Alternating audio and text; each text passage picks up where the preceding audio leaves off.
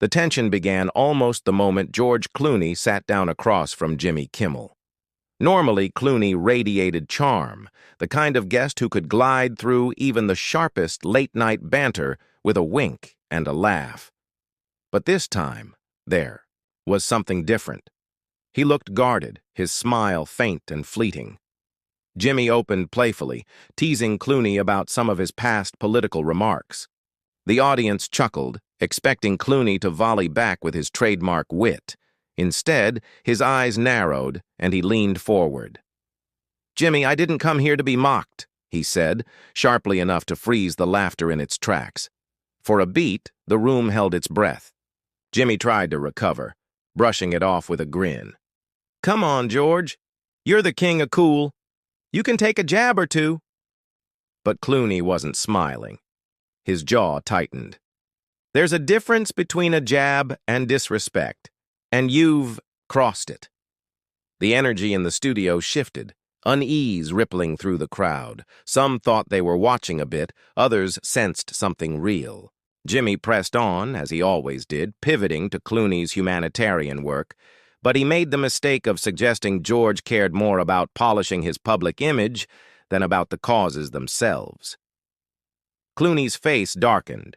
His hand slammed against the desk with a crack that echoed through the studio. "How dare you! Those causes mean everything to me. You don't get to question my integrity on national television." Gasps shot through the audience. The band, halfway into a playful chord, cut off mid-note. In the control room, producers frantically waved for Jimmy to move on, but Clooney wasn't letting go. He accused Jimmy of baiting celebrities into gotcha moments, calling the show cheap entertainment that thrived on humiliation. "This isn't comedy," Clooney seethed. "It's humiliation." The audience sat frozen, torn between loyalty to Jimmy and respect for Clooney. A few clapped, others booed softly, most just shifted uncomfortably. Jimmy attempted one last joke, his smile straining. "Okay, George, maybe we just got off on the wrong foot." "No, Jimmy." Clooney's voice boomed, cutting him off. "You've been doing this for years, and someone needs to call you out. You humiliate people under the guise of humor, and it's pathetic." The air felt charged, electric. Jimmy faltered, his trademark quick wit deserting him. Clooney ripped off his microphone pack, dropped it onto the desk with a thud that reverberated like a gavel, and stood. "I don't need this circus." The crowd erupted, some pleading, "No, George!" as others murmured in shock. Clooney strode toward the curtain. The band hesitated, unsure whether to play him out or let the silence linger. Jimmy called after him, "George, come on, man, we're friends." Clooney didn't turn back. He disappeared behind the curtain, leaving Jimmy stunned at his desk, the audience bewildered, and millions of viewers at home wondering if they had just witnessed one of the rawest breakdowns in late-night history. The show cut clumsily to commercial, but the moment was already out in the world. Within minutes, social media exploded. Hashtags like "Was Clooney Walks Off" and "Kimmel Clash" trended worldwide. Clips of the walk-off went viral, sparking fierce debate. Some praised Clooney for standing up to what they called toxic late-night humor. Others mocked him as overly sensitive. Morning. The headlines were relentless. Clooney explodes on Kimmel. Late night in crisis after on-air walkout. End of a friendship? Paparazzi swarmed outside Clooney's Los Angeles home, but for once he ignored them, retreating into silence. Speculation about his motives spiraled. Was it stress? A publicity stunt for his new film? Or a genuine breaking point? Jimmy's camp issued a bland statement. "Last night's show did not go as planned. We respect George Clooney and wish him well." The neutrality only fanned criticism that Jimmy was dodging accountability. Clooney's team, by contrast, fired back with a blistering press release condemning toxic late-night culture. It declared George had finally reached his limit after years of being targeted for cheap laughs.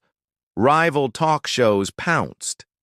Stephen Colbert slipped in a sly joke about some people not being able to handle desk humor, while Jimmy Fallon nervously assured his audience, Don't worry, I'm not going to chase my guests off tonight.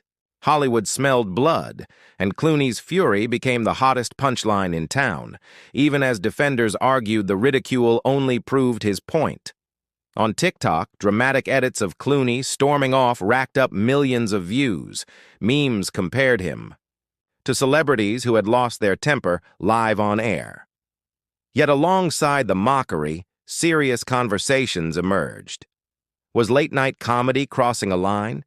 Had teasing turned into bullying disguised as banter? Days later, Clooney finally broke his silence in an exclusive interview. Calm but firm, he said. I've been in this industry long enough to take a joke, but there's a difference between humor and humiliation. I've supported friends on these shows for years. But when it turns into character assassination, I won't play along anymore. His words resonated, sparking think pieces about dignity, respect, and the imbalance of power between host and guest. Jimmy eventually addressed the controversy on his own show. He tried humor first. Well, folks, I guess George Clooney finally found a script he didn't like. The audience laughed, but online reactions were harsh. Many saw the remark as smug and dismissive. Jimmy insisted he loved Clooney like a brother, but critics noted he never actually apologized. Insiders whispered that the once tight friendship between them was finished. Clooney, long known for elaborate pranks on Jimmy, was unlikely ever to share a stage with him again. Their rupture came to symbolize something larger, the fading era when celebrities and late-night hosts could spar freely without risking reputational damage. Behind the scenes, sponsors grew nervous. A couple of major advertisers reportedly questioned their association with Kimmel's show, worried about being linked to the controversy. ABC executives, though silent publicly, were rumored to be furious that their flagship host had triggered such a PR nightmare. Ironically, Clooney's image emerged revitalized. While some dismissed him as thin-skinned, others praised him as one of the few stars willing to risk his brand to call out a powerful host. The hashtag #OsTeamClooney gained momentum, with celebrities like Mark Ruffalo and Viola Davis quietly signaling support. Whether intentional or not, Clooney had reframed himself as a man of principle, someone unafraid to walk away from Hollywood's biggest platforms. The incident refused to fade. Months later, even as Clooney promoted his film and Kimmel returned to his usual rhythm, the walk-off remained a cultural touchstone. News outlets replayed it on anniversaries, ranking it among the most shocking moments in talk show history. For Clooney, it became both a scar and a badge of honor. For Kimmel, it lingered as proof that even the sharpest comedians could go too far. And for viewers, it was a reminder that live television still had the power to stun the world in real time.